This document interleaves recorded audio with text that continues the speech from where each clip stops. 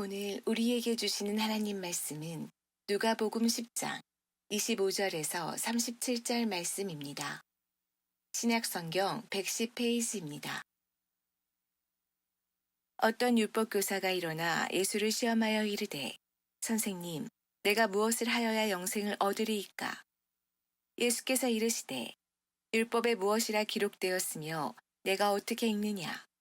대답하여 이르되, 내 마음을 다하며 목숨을 다하며 힘을 다하며 뜻을 다하여 주 너의 하나님을 사랑하고 또한 내 이웃을 내 자신같이 사랑하라 하였나이다. 예수께서 이르시되, 내 대답이 옳도다. 이를 행하라. 그러면 살리라 하시니, 그 사람이 자기를 옳게 보이려고 예수께 여짜오되, 그러면 내 이웃이 누구니이까?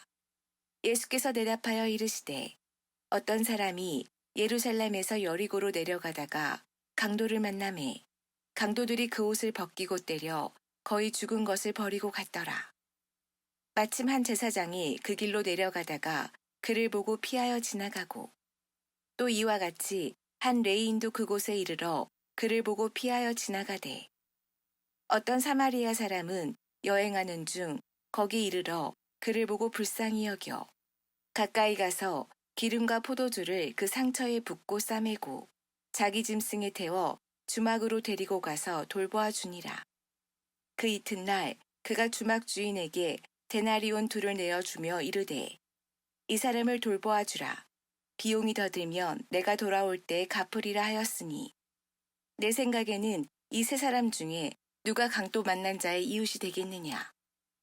이르되, 자비를 베푼 자니이다. 예수께서 이르시되, 가서 너도 이와 같이 하라 하시니라. 아멘.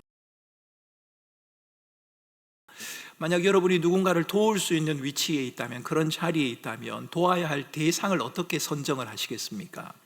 교회가 누구를 도와야 하는 것이 맞습니다. 그런데 우리가 나가야 할 이유, 도와야 할 대상, 그것을 교회가 어떻게 선정을 해야 되겠습니까? 누구를 도와야 하느냐? 누가 이웃인가에 대한 이 질문 매우 중요합니다. 이 질문이 바로 오늘 읽은 누가복음 10장에도 등장을 합니다. 본문은 율법 교사가 예수님에게 영생에 관한 질문을 하는 것으로 시작합니다. 내가 무엇을 하여야 영생을 얻겠습니까? 이렇게 묻지요. 이 질문만 보면 아주 근사한 질문 같습니다. 마치 구도자 같지 않습니까? 그런데 이 영생과 구원에 대해서 질문을 하고 있는 율법사의 마음은 다른 곳에 있는 것 같습니다. 다른 곳에 질문의 의도가 있다는 말입니다. 25절에 예수를 시험하여 이르되 라고 하는 말을 봐도 그렇고, 29절에 그 사람이 자기를 옳게 보이려고 라고 하는 것을 봐도 그렇습니다. 질문을 하는데 순수한 의도가 아니라는 말입니다.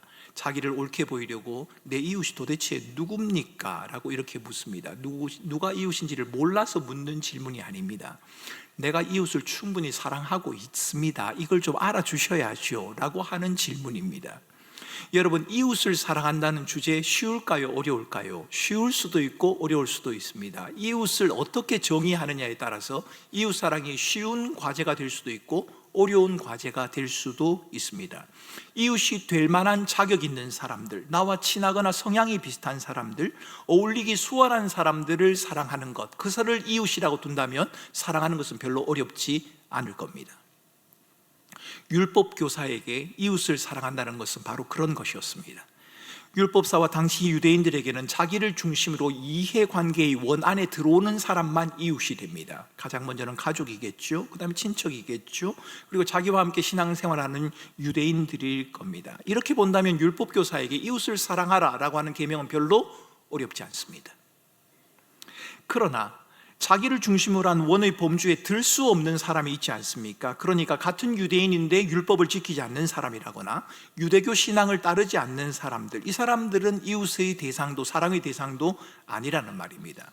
오늘 이야기에서 주님은 유대인들이 이웃의 범주에 포함시킬 수 없는 한 사람을 등장시키고 있습니다. 그 사람은 바로 사마리아인입니다. 사마리아 사람들은 유대인들로부터 가장 멸시를 당하던 부류의 사람들입니다. 사마리아 사람들이 이스라엘 내에서 부정적으로 취급된 것, 주전 722년 북쪽 이스라엘이 아수르를 멸망시키면서부터 그렇게 시작이 됐습니다. 아수르가 북이스라엘을 멸망시킨 다음에 사마리아라고 하는 지역에 자기 백성들을 보내서 이스라엘 백성들과 결혼을 하게 만들었습니다. 그때부터 여러분, 사마리아 지역은 이스라엘 백성들에게는 잃어버린 지역이 되었고, 이스라엘 백성들은 사마리아 사람들을 같은 종족이라고 취급하지 않기 시작했습니다. 성전이 건축된 후에도 사마리아 사람들이 예루살렘 성전에 와서 예배 드리려고 할 때 그것을 거절했고 거부했고 와서는 안 된다고 말했고, 결국 이 사마리아 사람들은 그리심산이라고 하는 산에 별도의 성전을 두고 제사를 드려야 했습니다. 우리 주님은 이스라엘 사람들로부터 분리주의자라고 하는 비난을 받고 있는 이 사마리아 사람들, 당시 유대인들이 만약 이 사마리아 사람들과 식사를 하게 되면 가장 부정한 것으로 취급되는 돼지고기를 먹는 것과 같이 취급해야 하는 그런 사마리아 사람들을 강도 만난 사람들의 이웃으로 지금 주님께서는 등장시키고 계십니다. 선한 사마리아인의 비유, 여러분 내용을 잘 아시지 않습니까? 어떤 사람이 예루살렘에서 여리고로 내려갑니다. 그러다가 강도를 만났습니다. 모두 다 빼앗겼습니다. 죽을 지경이 됩니다. 레위인과 제사장이 그 길을 지나갔습니다만 이 사람들을 그냥 두고 모른 척 빨리 제 갈 길로 가고 말았습니다. 여러분, 여행자들이 택한 이 길, 이전부터 여행자들에게는 악명이 높은 길입니다. 해발 800m에서 해수면 250m까지, 그러니까 약 1km에 해당되는 내리막길, 경사길, 오르막 내리막이 반복되는 길입니다. 길이가 약 27km가 됩니다. 여러분, 이 길은 사막의 길이고 돌이 많습니다. 동굴도 많습니다. 길이 꼬불꼬불해서 이 강도들이 동굴에 숨었다가 나타나기에 아주 적합한 장소였습니다. 본문이 강도들이라고 하는 복수를 쓰고 있는 것도 매우 인상적입니다. 강도가 한두 명이 아니라는 겁니다. 때를 지어서 활동했을 가능성이 높습니다. 이렇게 험한 길을 걷는 사람들에게는 강도에 대한 위협이 늘 존재했을 겁니다. 조마조마하지 않았겠습니까? 두려우면 제사장과 레위인도 예외가 아닙니다. 그들도 두려웠을 겁니다. 여러분들, 만약에 제사장 레위인이 두렵지 않다고 생각한다면 여러분들 착각입니다. 여러분, 오늘날로 말하면 목사도 두렵습니다. 여러분, 제가 남아공에 유학할 시절에 남아공 지역에도 좀 위험한 지역이 있습니다. 제 후배 한 명이 유학을 같이 왔습니다. 저보다 조금 일찍 온 친구였고, 저는 남쪽에 있었고 그 친구는 가장 북쪽에 있었거든요. 이 친구가 그랬답니다. 북쪽 지역이 국경과 가까운 곳이라서 좀 더 위험해서 혹시나 권총 강도나 이런 게 출현하면 위험할 수가 있다, 주변에서 그렇게 하니까 목사인 제 후배가 그랬답니다. 목사인데 내가 그게 뭐가 무서워? 전혀 무섭지 않아. 그 사람들을 전도해야지 그랬답니다. 그런데 그 친구가 권총 강도를 2번 만났습니다. 그 친구의 표현을 빌면 권총을 보는 순간 아무것도 못하겠더랍니다. 전도는커녕 아무 소리도 나오지 않더랍니다. 여러분, 다 두렵습니다. 여러분, 오늘 본문에 나오는 제사장 레위인 그 길을 걸으면서 두려웠을 겁니다. 피 흘리는 사람을 만지다가 자신이 부정해지면 어떻게 할까? 그런 종교적인 염려도, 종교적인 이유도 작용을 했을 겁니다. 도움을 주다가 괜히 그 사람이 죽어버리면 어떻게 합니까? 도덕적이고 윤리적인 책임도 만만치가 않았을 겁니다. 제사장과 레위인이 강도 만난 사람, 생명의 위협을 당하는 사람은 마땅히 도와야 한다는 것을 몰랐을까요? 당연히 알았을 겁니다. 그런데 여러분, 안다는 것과 행한다는 것, 여러분, 이것은 별개의 문제지 않습니까? 내가 잘 알고 있지만 알고 있는 것을 모두 행할 수 있다, 그렇지는 않을 겁니다. 저와 여러분들은 그것이 별개의 것이라는 것을 잘 알고 있습니다. 알면서도 무시할 수 있습니다. 간과할 수 있습니다. 핑계, 변명을 댈 수도 있지요. 합리화하면서 그 상황을 모면할 수도 있습니다. 오늘 본문의 제사장과 레위인들이 그랬습니다. 그런데 주님께서 강도 만난 사람을 도운 사람으로 등장시키고 있는 사마리아 사람, 이 사마리아 사람은 좀 달랐습니다. 사마리아 사람은 강도 만난 사람을 불쌍히 여겼다라고 성경은 기록합니다. 그리고 그를 주막으로 데려갔다고 말합니다. 불쌍히 여겼다라고 하는 이 단어, 굉장히 독특한 단어입니다. 아주 강렬한 단어입니다. 누가복음에만 3번 등장하는 단어인데요, 집을 나간 탕자를 아버지가 맞이할 때 그의 목을 끌어안고 울으면서 그를 불쌍히 여겼다라고 하는 그 표현, 그것이 바로 오늘 본문에 등장하는 불쌍히 여겼다는 말입니다. 우리를 향한 하나님의 사랑을 보여주는 것입니다. 메시아적인 구원의 놀라운 은혜를 보여주는 단어가 바로 불쌍히 여겼다는 겁니다. 그는 강도 만난 자에게 가까이 가서 자신의 여행을 위해서 준비했던 모든 것, 기름과 포도주를 다 상처에 붓고 싸매 주었습니다. 강도 만난 자를 자기 나귀에 태워서 주막으로 데려갔고 여관에서 밤새 돌보았으며 강도 만난 자의 숙박과 치료를 위해 드는 모든 경비를 지불했습니다. 2데나리온을 지불했다고 하니까 당시 24일치에 해당되는 숙박비를 지불한 겁니다. 그걸로도 만족하지 않았습니다. 부족하면 돌아오는 길에 내가 다 갚겠다, 이렇게 약속까지 했습니다. 여러분, 본문 속에 등장하는 사마리아 사람은 아무런 보상도 기대하지 않았습니다. 강도 만난 사람의 필요를 채워주기 위해 자신이 가진 모든 자원들을 기꺼이 사용한 것입니다. 우리는 본문을 대하면서 선한 사마리아인처럼 구체적이고 적극적인 선행을 베풀어야 한다는 교훈을 배울 수도 있습니다. 선한 사마리아인의 모습을 보면서 우리를 구원해 주신 주님의 사랑을 떠올릴 수도 있을 겁니다. 그런데 여러분, 저는 여기서 두 가지 사실에 주목하고 싶습니다. 아니, 이 두 가지가 한 가지라고 해도 틀리지 않습니다. 첫 번째는 유대인들에게는 이웃의 범주에 들 수 없었던 사마리아 사람이 유대인의 이웃으로 등장하고 있다는 사실, 여러분, 이 사실에 저는 주목하고 싶고, 두 번째는 이웃에 대한 주님의 이해가 율법 교사 이해와는 좀 다르다는, 차이가 난다는 점에 저는 주목하고 싶습니다. 강도 만난 사람이 예루살렘에서 여리고로 내려갔다는 말씀에 비추어 볼 때 이 강도 만난 사람은 유대인일 가능성이 높습니다. 예루살렘에서 내려가고 있는 사람을 보면 그렇습니다. 유대인이 사마리아 사람을 이웃으로 여기지 않습니다.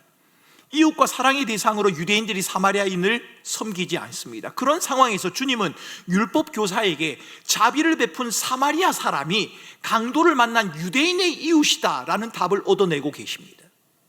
유대인들은 사마리아 사람을 이웃이라 여기지 않지만 이 이야기를 통해서 주님께서는 사마리아인 사람은 강도 만난 유대인을 지금 이웃으로 여기고 있다라고 우리에게 보여주고 있는 겁니다. 여러분, 사마리아 사람은 선하지 않다고 율법교사는 생각했습니다. 사마리아라고 하는 단어조차도 꺼내는 것이 불편했을 겁니다. 그래서인지 오늘 본문을 읽어보면 그를 사마리아 사람이라고 율법교사는 말하지 않습니다. 자비를 베푼 자, 이렇게 말을 합니다. 저는 그 말이 굉장히 의도적으로 들립니다. 여러분, 강도를 만난 사람이 유대인인지 율법교사가 사마리아 사람을 자비를 베푼 자라고 말한 것이 의도적인지 아닌지 정확히 알 수는 없습니다. 하지만 이웃의 범주에 포함될 수 없었던 사마리아 사람이 이웃으로 등장하고 있다는 것, 여러분, 이것은 율법교사에게는 충격이었을 겁니다. 사마리아 사람이 선하다고? 사마리아 사람이 우리의 이웃이 될 수 있다고? 여러분, 이것은 충격이라는 말입니다. 여러분, 이것은 율법의 한계와 범위를 넘어서는 놀라운 장면입니다. 신약학자인 최갑종 교수는 예수님의 비유 연구라는 책에서 예수님의 이러한 행동을 옛 세계 속에 이미 하나님의 나라가 침투하였다라는 말로 설명하고 있습니다. 옛 세계, 구약의 율법이 다스리던 그 세계에 예수 그리스도를 말미암아 하나님의 나라가 침투하였다라고 해석을 한단 말입니다. 유대인들의 율법 세계 속에 예수님을 통한 새로운 은혜가 나타나 역사하고 있는 겁니다. 유대인들은 자신들의 율법을 앞세워서 유대인들만 이웃입니다라고 말하는데 우리 주님께서는 그렇지 않다, 은혜 안에 부름을 받은 모든 자들은 이웃이다, 인종과 종족, 민족과 계층을 넘어서서 그들 모두가 다 우리의 이웃이다 라는 것을 사마리아 사람을 통해 우리에게 말하고 있다는 겁니다. 주님은 마태복음 12장 50절에서 가족에 대해서도 새로운 정의를 하신 적이 있습니다. 누구든지 하늘에 계신 아버지의 뜻대로 행하는 자가 내 형제요, 자매요, 어머니다. 아버지 되신 분은 너무 서운해하지 마시기 바랍니다. 아버지가 아니라는 말이 아니라 이 말 속에는 아버지도 다 포함이 되어져 있습니다. 예수님은 육신의 가족이라는 개념을 지금 무시하고 계신 게 아닙니다. 육신의 가족은 더 이상 필요 없다, 어떤 이단들에서 말하는 것처럼 육신의 가족은 중요하지 않다, 그렇게 말하는 것이 아닙니다. 성경은 분명히 육신의 가족을 돌아보지 않는 자는 믿음을 배반한 자라고 말하고 있기 때문에 그렇습니다. 주님은 지금 육신의 가족이라고 하는 개념을 무시하고 있는 것이 아니라 하나님 나라 안에서 새로운 질서와 관계가 형성되고 있다는 것, 육신의 가족을 넘어서고 있는 새로운 가족의 개념, 보다 넓고 완성된 개념을 지금 우리에게 말하고 계신 겁니다.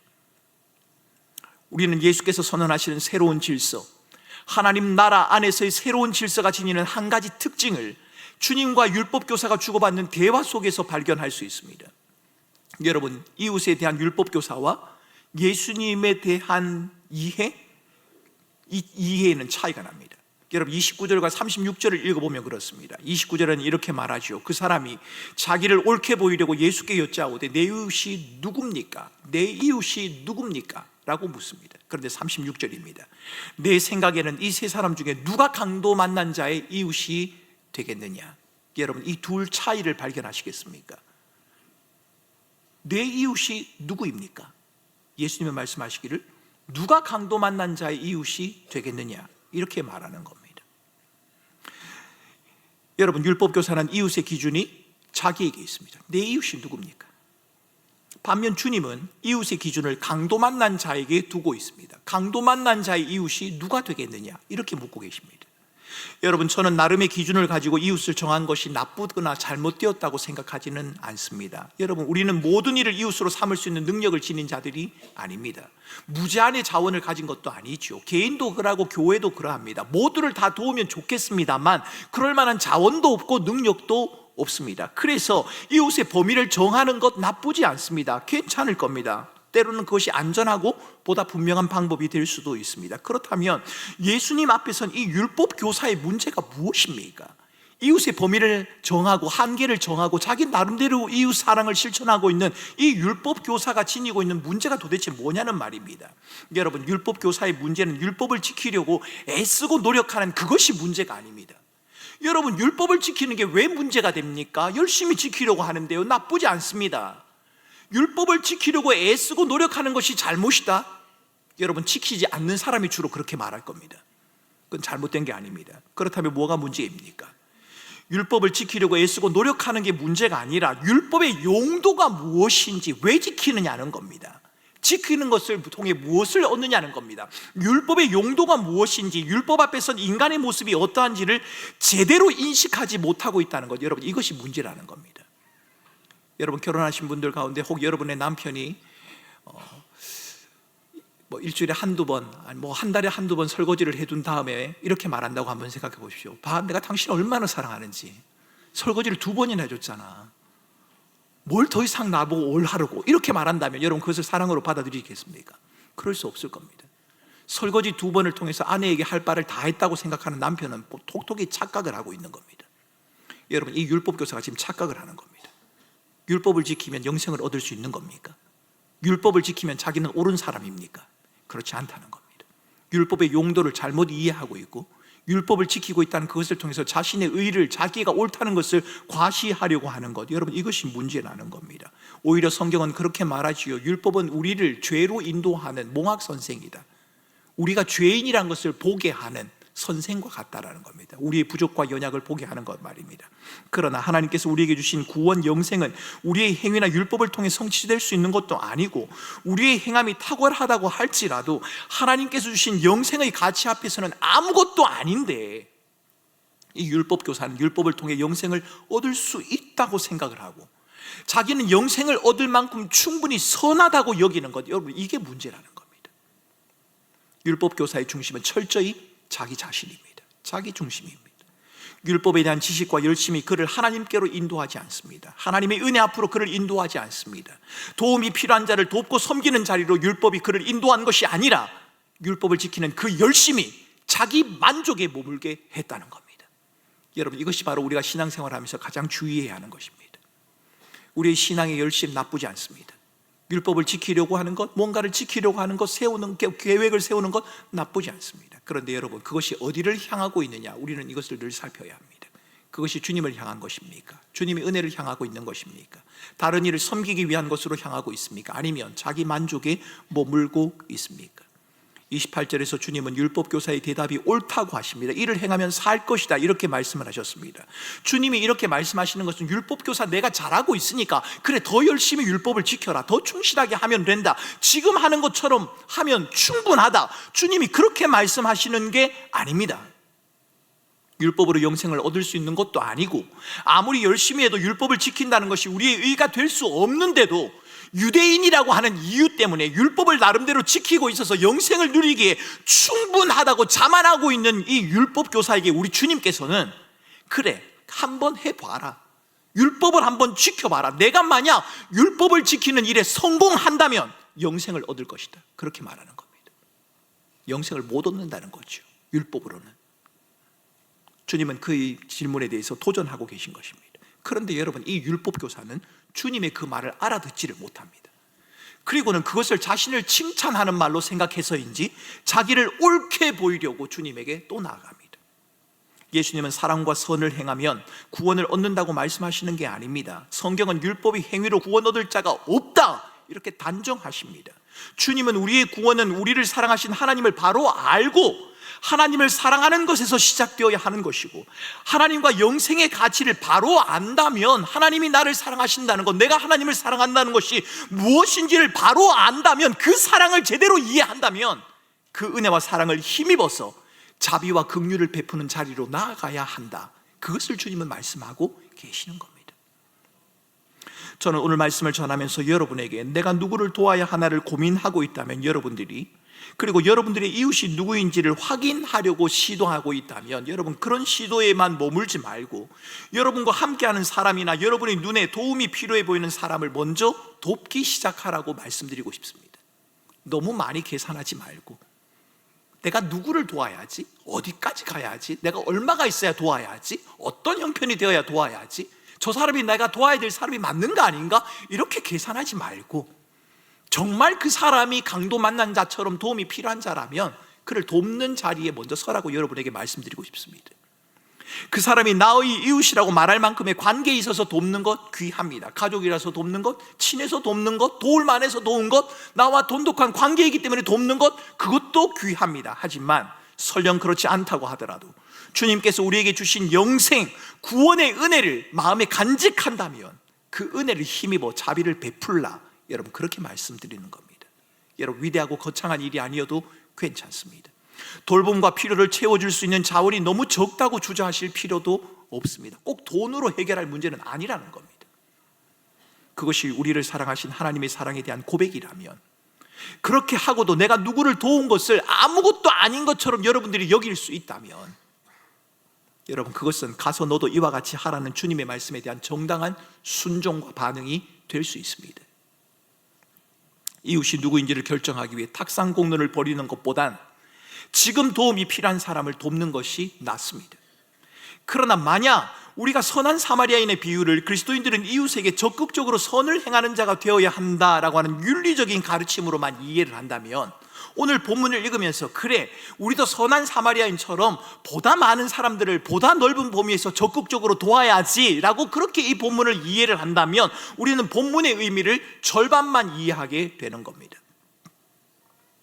예수님은 유대인들이 상종할 수 없었던 사마리아인을 등장시키셨습니다.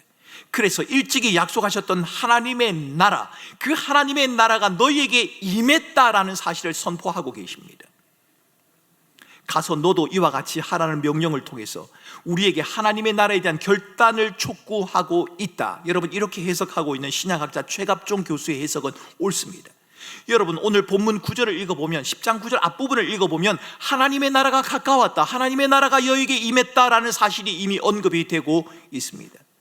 여러분 예수님이 영생을 얻는 방법을 묻는 교만한 선생에게 선한 사마리아인으로 대답하신 것은 선행이 영생의 필요 조건이 되기 때문에 그런 것이 아닙니다. 선행을 행해야 구원을 받는다? 주님은 그것을 지금 말씀하고 계신 게 아닙니다. 주님은 영생과 구원을 자신의 의로움이나 옳게 여김을 받는 정도로 생각하고 있는 이 율법 교사를 향해서 영생이란 것은, 영생의 가치란 것은 그런 것이 아니다, 나의 행위를 통해서 의로움을 인정받고 사람들에게 옳다 여김을 받는 그 정도로 영생을 말할 수 있는 것이 아니다. 영생은, 영생의 가치는 나의 원함과 삶의 방식을 고집하며 스스로 주인처럼 행세하는 데 있는 것이 아니라 내가 신앙생활을 좀 더 열심히 했다고 해서 구원을 받은 것처럼 여기고 내 신앙생활이 좀 게을러진다고 해서 구원을 잃어버린 것처럼 여기는 그 정도의 가치를 가진 것이 구원과 영생이 아니다라고 주님은 말씀하시는 겁니다. 여러분 구원의 가치는, 영생의 가치는 하나님 나라의 왕 되신 우리 주님의 통치와 다스림 안에서 머무는 삶을 살아가는 것을 의미합니다. 유대인이요 율법 교사라는 신분과 지위 그리고 종교적인 열심을 통해서 영생을 얻은 줄 알고 자기 방식대로 이웃을 사랑하는 의무를 행하는 것이 하나님 사랑의 증거다라고 여기고 있는 이 율법 교사, 이 교사에게 예수님은 선행이라는 행위 자체가 영생의 가치가 아니다라고 그렇게 말합니다. 선행을 많이 행하는 것이 영생을 누리는 자의 궁극적인 목표는 아니라는 겁니다. 그것이 아니라 강도를 만난 사람, 도움이 필요한 사람을 보고 그냥 지나칠 수 없을 만큼의 변화된 가치관을 가진 사람, 여러분 이것이 바로 영생의 가치다 이렇게 말을 합니다.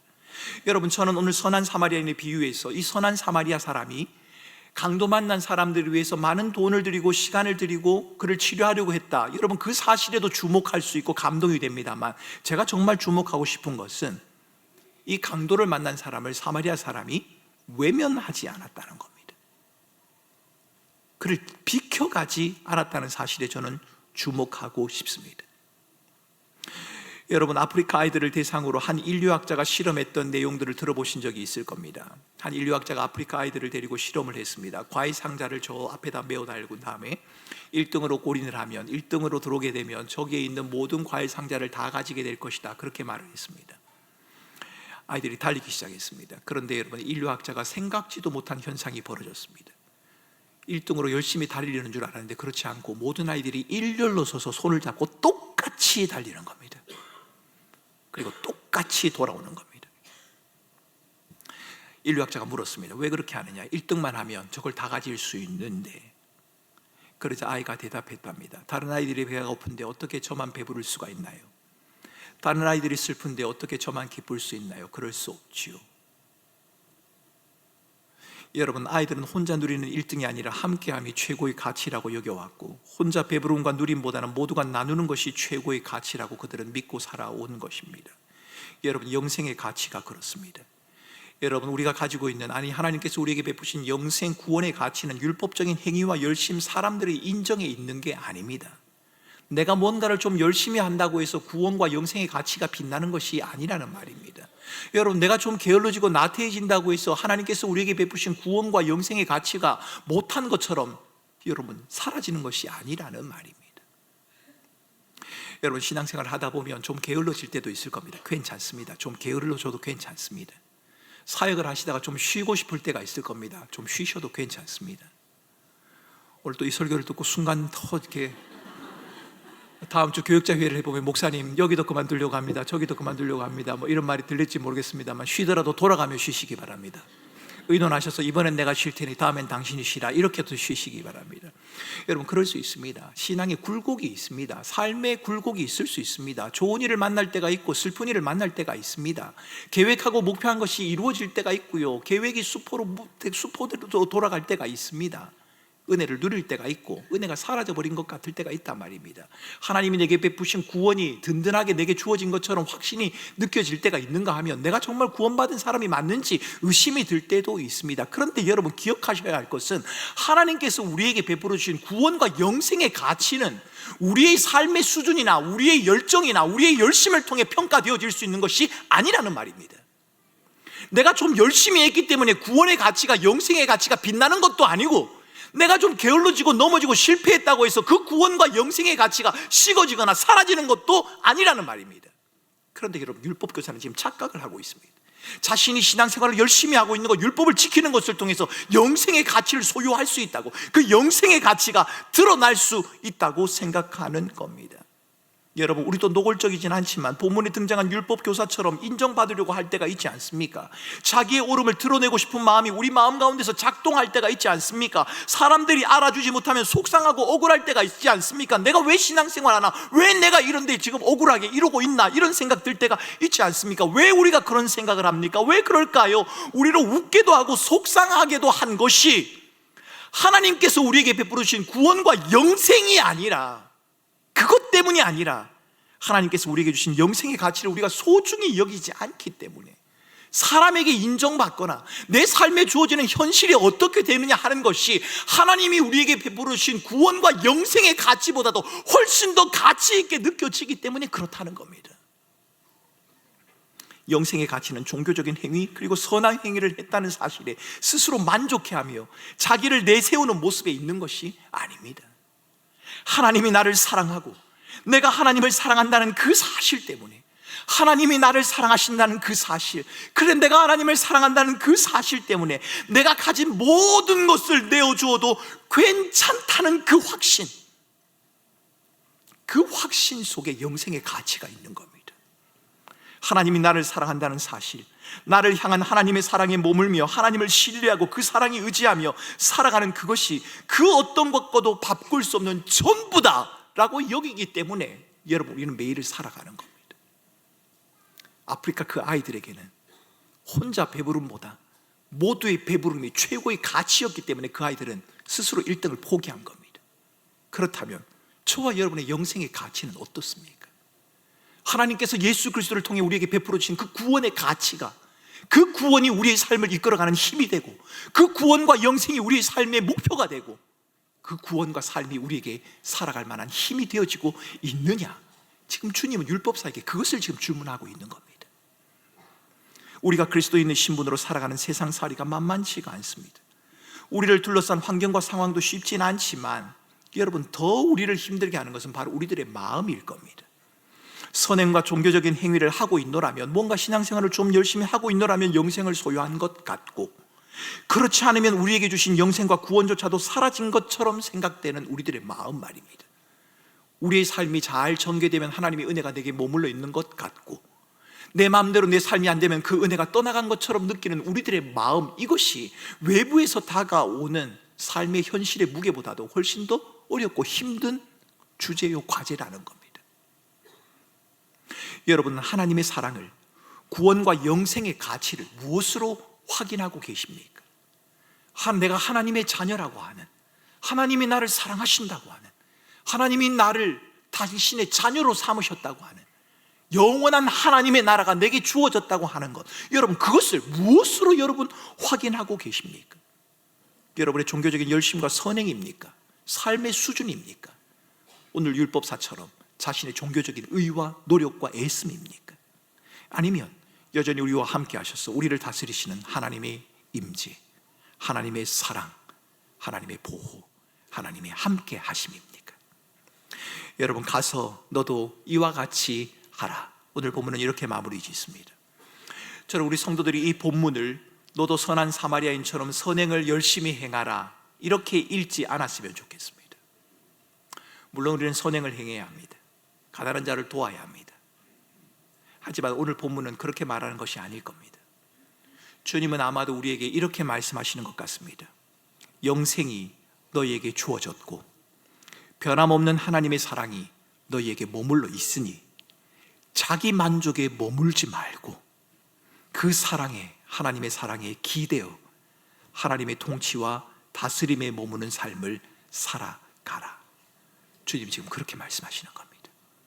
얄팍한 너희의 경험, 얄팍한 너희의 종교적인 열정을 의지하지 말고, 그것을 신뢰하지 말고 변함없는 하나님의 사랑, 그 사랑을 부여잡고 그 사랑을 의지해서 그 사랑을 힘입어 서로 사랑하는 삶을 살아가라. 주님은 그렇게 말씀하시는 겁니다. 영생과 구원은 하나님의 사랑의 선물이지 않습니까? 영생과 구원은 무엇과도 바꿀 수 없는 영원한 것이지 않습니까? 그 영원한 것이 바로 저와 여러분들에게 주어졌습니다. 누구로 말미암아요? 독생자 예수 그리스도, 그분을 통해서 말입니다. 우리에게 주신 그 영생의 놀라운 은혜를 붙들고 여러분 이번 한 주간을 살아가시면 좋겠습니다. 돌아오는 한 주간도 역시나 만만치 않을 겁니다. 힘들고 어려울 수도 있고 사람 간의 관계가 복잡해질 수도 있고 여러분들의 자녀가, 여러분들의 남편과 아내가 여러분의 속을 썩일 수도 있고 여러분이 계획하고 목표했던 것들이 뜻대로 되지 않는 경우도 있을 것이고 열심히 기도하는데 기도 제목은 저 멀리 있는 것처럼 느껴지는 그런 경우도 있을 겁니다. 그런데 여러분, 우리는 우리에게 주신 그리스도의 영생과 구원을 그것을 통해 확인하는 게 아닙니다. 우리의 삶에 고단함이 있어도 어려움이 있어도 때로는 내가 예상치 못한 일들이 우리에게 닥친다 할지라도 영원한 하나님의 사랑, 변함없는 하나님의 약속, 독생자 예수 그리스도를 통해 우리에게 베풀어 주신 구원의 은혜, 여러분 그것을 붙들며 우리는 믿음으로 살아가는 자들이란 겁니다. 우리에게 베푸신 이 구원의 가치, 영생의 영원한 소망을 마음에 붙들고 이 한 주간도 믿음으로 살아가는, 우리 살아가는 모든 성도들이 되실 수 있기를 주님의 이름으로 축원합니다.